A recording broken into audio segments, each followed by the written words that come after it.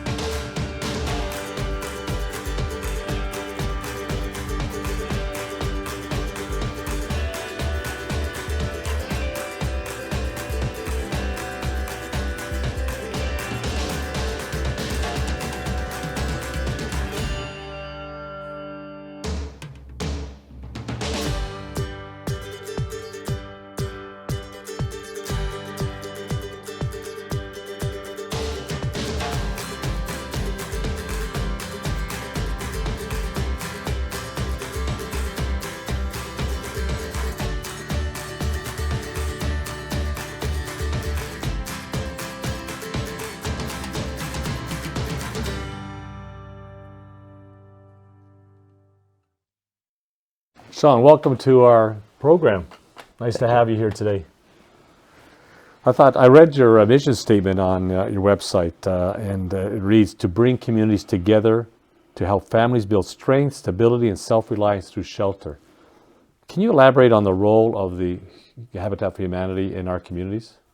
Absolutely. Habitat for Humanity plays in the affordable homeownership space, which is a relatively underserved element of the housing continuum. And so what we do is we focus on building and providing affordable homeownership opportunities to members of the community. But moreover, it's about how we engage the community in that. So it's bringing communities together. So we employ volunteers as well as community partners in order to make our mission put into action. Right.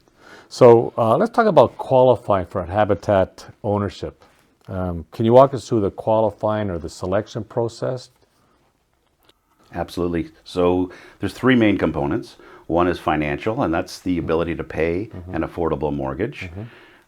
In part of that is an ability to pay all the utilities and prepare for the home repairs you'll have down the road. So everything that a homeowner needs to be able to afford today and in the future. The second is need. You need to have what CMHC would refer to as core housing need, so being in unsuitable or unfit or unaffordable conditions today. And then finally, you need to have a willingness to partner. And so really that means, being a good ambassador of Habitat and making sure that you follow through on your commitments to Habitat with respect to paying mortgages and so on. Oh, pretty cool. So I would expect that the number of families applying for Habitat for Humanity's home is significant. Does the need outweigh the services that the Habitat for Humanity can provide? There is a tremendous need, and there's no one service provider that can solve the affordable housing crisis. It takes many actors and many agencies in various roles to each provide their own solutions to chip away at the affordable housing crisis. In our case, I would say that we will never be able to solve the problem by ourselves. We need partners and other agencies to support us. So, the supply is less than the need is much greater. So how do you manage the great numbers of individuals applying for, a home? It's a good question. I would say, as an individual, as a Yes. human being, Right. I need to understand that we can't solve the problem for everyone and find satisfaction in those that we can work with and can deliver affordable housing solutions. As an organization, we need to manage the influx of those applications. So we don't always have expressions of interest or application processes open to the general public. We wait until such a time as we're getting ready for a build to execute on that. Interesting. So, in my world, I have a son with special needs, and people with developmental disabilities are on huge wait lists, as everyone knows.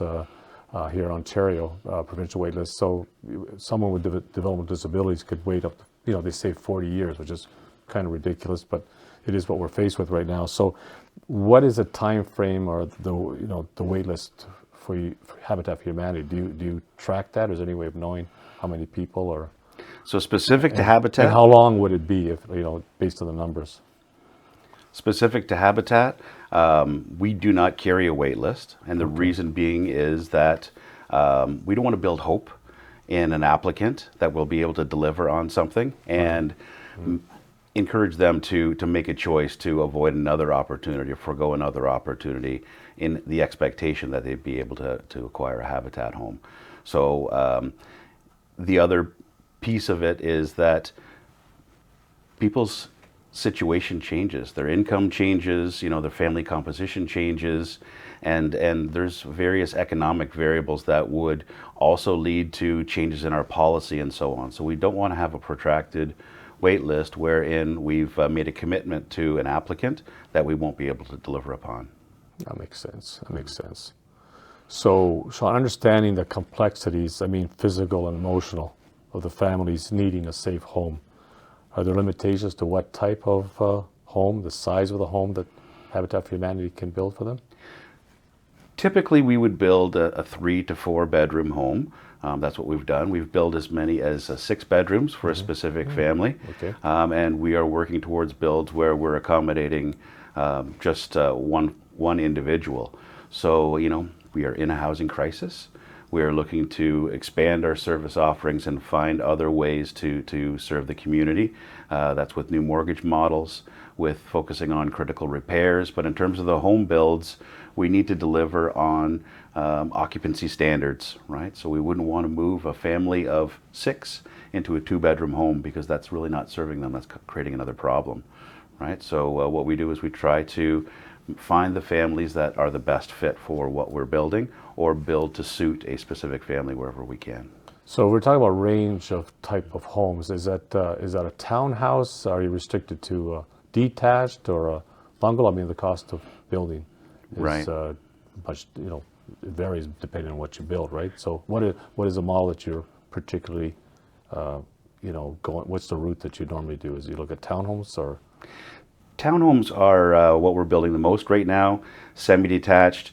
Really the question comes down to when we have a lot, how many homes can we fit on it? Sure, that's right? true, yeah. And so, we're currently working on a house in the beach community, and we looked at it and we said, we think we can do 2, right? And we need to look at different implications of tenure. So for example, is it regular home ownership or is it a condo, right? So that factors in as well. But we're really pushing towards density. So we're trying to figure out how to best build up. And as you know, we're building with volunteers and with students. And so it's how do you manage all of the complexities of a build, driving density, but still maintaining quality and safety and everything else. Interesting. So when I was researching Habitat for Humanity, it's clearly laid out there are 3 components to a build: the expertise, the labor, and the material costs. All significant, right? So how do you manage these 3 components?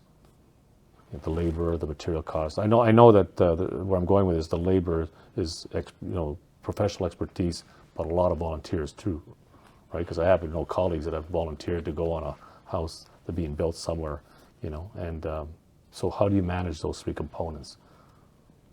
So starting out with the expertise piece, we have a staff of professional home builders in various capacities. In addition, they employ the services of consultants and professional contractors. That's where the majority of our expertise comes from. But in addition to that, we have volunteers who come onto our site and bring expertise. So general volunteers, people who've worked with us in the past in various capacities. We also work with the Ontario Youth Apprenticeship Program. So we have teachers who are skilled in the trades, who train students. They come on our sites as well. So they bring expertise as well as that labor component, right? So labor, again, is those same groups, staff, contractors, consultants, volunteers, students and teachers. And then finally the materials piece, wherever we can, we seek to get a donation of materials or labor. We call it gift in kind. And that can be a tremendous benefit, both speeding up the process to build, but also decreasing the cost. The fact of the matter is we cannot fundraise for an entire build from end to end. These homes don't come for free. There's things that we can never get for free. Some things we can never even get a discount on. So it would not be possible to build these homes without active fundraising and a great team to bring in the funds to pay the bills. As well as our ReStore. We have a social enterprise which generates funds. So, every dollar donated can go directly towards building homes, and surplus revenues from our ReStore can also go to help build homes as well. Yeah, I know that my wife was a clinical director of Teleflex, and her colleagues went on one of your projects, and she came back. She was totally, it was so gratifying. She said, the experience was wonderful, right? And so that's great that people step up, and provide the labor component, working with, I would assume, the experts, the expertise, the electricians, the plumbers, and the carpenters on the job, right? So it must be a wonderful experience. And you're doing a great thing, right? At the same time. So Hamilton, I guess Habitat for Humanity, Hamilton has active builds being constructed right now, I understand. Can you tell us about your projects that you have ongoing as we speak today, or maybe recently completed? Or? I would love to. So we have 12 new home builds going on. There's 5 on Sherman Avenue North in Hamilton.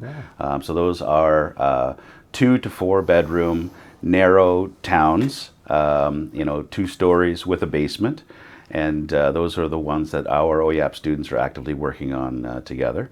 We are also kicking off a new build shortly with New Horizons Development Group. They have offered to come out and offer their services and their friends and trades to build a duplex in the beach community. That's a slab-on grade, 2-story for, I believe it's 4 bedrooms per unit. And then we're also working on 5 towns, our first 5 on 6 Nations lands in partnership with 6 Nations Housing, but as well as in partnership with our neighboring affiliate, Habitat for Humanity Heartland. And so that's 5 more towns. These ones are a little bit more sophisticated. They have basements, they have garages, and they range anywhere from 1 to 3 bedroom units. So in terms of new home builds, that's what we have going on. But further to that, we are in the critical repairs space as well. So this year we plan to repair 12 vacant homes in partnership with City Housing and bring them back online so that they can be occupied, because right now they're vacant. And as well do general repairs to people's homes so that they can have that strength and stability in a home that they own, but they can't afford to upkeep necessarily. Interesting. So I understand also that you're planning to build a 65 unit at Pier 8, Hamilton? That's a large project, right? Is that one of the first of the larger projects you've done, or you've done several of these, or is this, can you tell us about this project? I wish I could take credit and say it's a completely Habitat build. It's all about partnerships. Yes. So it began, I believe, in the States when where land is harder to come by in major urban centers. It's been executed on in Habitat GTA and various other larger affiliates. But really, what it comes down to is a partnership with the consortium of developers, nice, referred to as Waterfront Shores. They have committed to provide 5% of their space as affordable, and they're working directly with us to deliver on that. So we are putting in place special mortgage models so that we can execute on it, and we'll be looking for very specific types of applicants that would be an appropriate fit for that sort of build. Great story. So you mentioned mortgage. So my next question, I want to get into that. So I was reading about the affordable ownership, specifically the monthly mortgage payments cannot exceed the 30% threshold, right? So of the gross household income, am I correct? That's correct. This is incredible, understanding today's volatile interest rates. So I just wanted to ask you, how do you manage to offer this model knowing today's market and volatile economy? Right. I mean, ideally, everyone should have a goal of having no more than 30% of their income, dedicated toward housing. But of course, that's extremely challenging in today's day and age. I'll refer to our Habitat Classic mortgage model, and in that particular model, an applicant family would pay no down payment. They would pay a geared to income mortgage payment with zero interest. And Habitat Hamilton holds the mortgage. Okay. So when they run into some trouble, take for example a global pandemic, when they may not be able to work or when costs are rising, we can flex that mortgage payment up and down within limits, so that they can afford to put food on the table and clothes on their backs and make sure that they can go out and have a healthy and successful life. So holding the mortgage is the key in that particular mortgage model, so that we can ensure that we can keep it at the 30% or less. Very good. So what would be the most challenging component of all this? Is it the financing or finding the land for the project? Like, which one do you think? You're going to make me pick, are you? I'm going to make you pick one. We can work for this question here. So I would comment that right now our biggest challenge is land. Land's at a premium, and we look at all sorts of options, from greenfield development, which is very expensive to purchase, to brownfield, which is expensive to remediate. We look at maybe we'll buy houses and knock them down, right? Again, very expensive and maybe doesn't drive the density. So finding land is probably one of the greatest challenges, so that we can set ourselves up. There's a long development timeline. So between the time you purchase a piece of land till you're actually getting a shovel in the ground, it's a long time frame. So we're relying more and more on partnerships with city housing, so that we can do repairs and keep people active and engaged and still deliver on our mission while we're developing land. Partners like Waterfront Shores for the Pier 8 build, partners like New Horizon Development Group are going to step up and help us build 2 homes in the beach community. So that's how we mitigate that piece. But there's a long list of challenges, so that's just one on the top of the list. You're so right. I mean, it's based on the huge need for housing, right, and the way the family household incomes are shrinking and things like that, and all the other variables that play a part. Collaboration, what I'm hearing from you, is huge. I mean, it's going to require all levels of government, especially the municipalities, the change in mentality of buying vacant land to organizations like Habitat for Humanity and other social businesses that are in the housing market. They need to make more land available so we can do these projects and gnaw away at the wait list and people waiting for such opportunities, right, to have a home.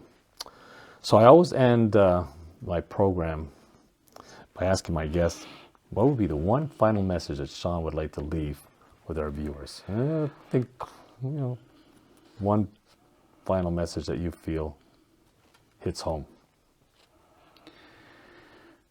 So what I would say is that, everyone has a connection to a hospital. Someone in their family gets sick. Everyone, or many of us, have a connection to an educational institution or something like that. But a lot of folks, and in particular maybe the affluent folks, don't necessarily have a connection to affordable housing, to housing instabilities and all the challenges that generates. Having a safe and decent place to live, knowing that you won't be evicted, leads to a better life, right? It leads to better educational outcomes for kids. It leads to better employment stability. It leads to better physical and mental health. The UN has said it's a social determinant of health. So while you may not recognize that, housing is impacting you or your family or your business, in fact it does, because if you can keep people out of hospitals, keep people off the street, keep them from, to the best of your ability, from mental health struggles, you're building a better community, right? You're building a healthier community. You're driving the economy, right? Helping to create jobs. So it's a snowball effect. So, I would encourage anybody who has an interest in serving their community to consider contributing to Habitat, be it donations of product or donations of money or donations of time.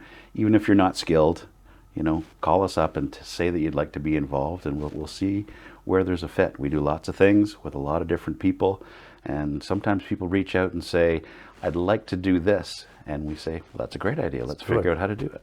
Yeah, let's do it, eh? Yeah. Well, I'll definitely mention this again about you supporting your organization in my closing comments. And you're so right. Every Canadian has the right to have a roof over their head, right? And what I like about Habitat for Humanity is that you're doing your part. Whether it's a big part or small part, you're doing your big part to get that done, right? So I commend you and your organization. I know that it's an international organization. You're everywhere, right? So people, it doesn't matter what province you live in, what community, reach out to your organization, and you'll do the best, right? Best Absolutely. you can, right? So thank you for being on our show. Thanks so much, Lino. I've really enjoyed talking to you. It's a great organization, and I can feel your passion, Sean. So good Thank luck you. with you. Well, as my mom had said to you guys earlier, it's nice not to worry about the tub falling through the floor, for example. It's nice not to smell mold like we did in the trailer we were living in beforehand. And there was a lot of leaks in the roof and stuff sometimes, and window leaking, and yeah, it got pretty bad. My neighbor called me on the phone and told me that she reached out to Habitat to try and get us approved for a house, because where we were living in, it was just not ideal conditions, and we were just trying to tar and feather the place to try and keep it livable. And yeah, it's been quite a journey.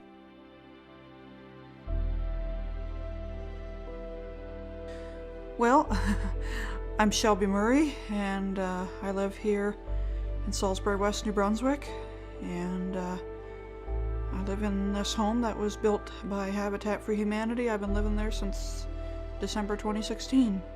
Gosh, I love it. It's very peaceful, very cozy. But I will tell you one thing, when I first moved here, it was a crazy mix of emotions. It was like, I was excited, I was really happy, but I was also scared. I guess I was just anxious to be in the house and check it out, and just wonder, what's everything gonna feel like? What's everything gonna sound like? And maybe a little sad too, because I had lived in that trailer for 16 years, and I knew there was some problems, but I never realized the full scope of how bad they were. The broader scope of it was much worse than I realized. And now that we got a nice house, I can, for example, have my worker over to help me cook food and stuff instead of having to go all the way to the office kitchen in town. It was a pretty overwhelming process. There was different fundraisers going on, even at my church, and so many people took part. And to think, when we had the ceremony here, there must have been 40 people here, all gathered in the kitchen, living room, and other parts of the house. It's just wow. And then to think, here's this quiet, cuddly little place to call home. Gosh, I love it. We're just so grateful for Habitat's help, but we couldn't have done it without their help. My goodness. I just want to say thank you to all the donors that have reached out and supported this wonderful cause. Keep doing what you're doing if you can, because there's lots of families like mine that could really use a good place to call home. So keep it up, folks. Keep doing what you're doing.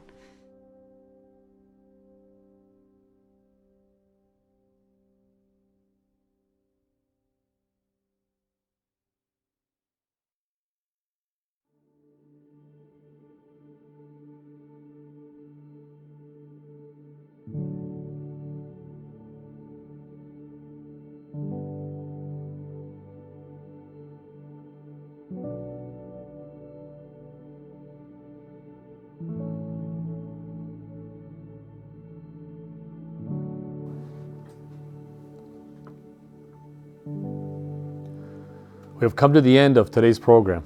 I would like to thank Sean Ferris for appearing as my guest today and providing us with an opportunity to learn so much about Habitat for Humanity.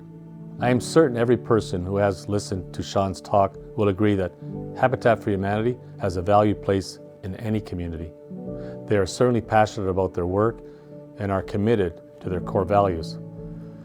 Habitat for Humanity is absolutely correct when they state on their website, we must build more, build faster, and build now.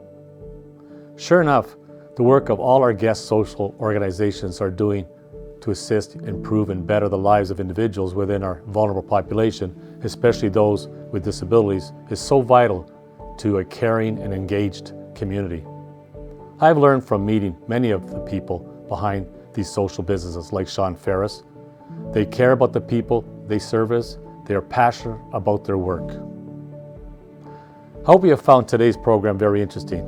I'm certain Habitat for Humanity would love to have your support, financial, materials, and volunteering your expertise. We'll post their contact information on our website, cribwolftalks.com. If you would like to view this webcast and any of our previous webcasts, they are all posted on our website, cribwolftalks.com. You can also key in the 2 words, Cribwolf Talks, on YouTube, and you can watch our episodes on your TV Halton Cogeco's community channel, covering local news and productions in the Burlington, Oakville, and Milton areas. If you're doing great things in the community that improve the quality of life for those within our vulnerable population and wish to share your message on a future webcast, write to us at info@cribwolftalks.com. Remember, those within our vulnerable population need our help. Affecting change is warranted, especially when it enriches people's lives. My name is Lino Fera. Thank you for watching Cribwolf Talks. Be well and stay safe.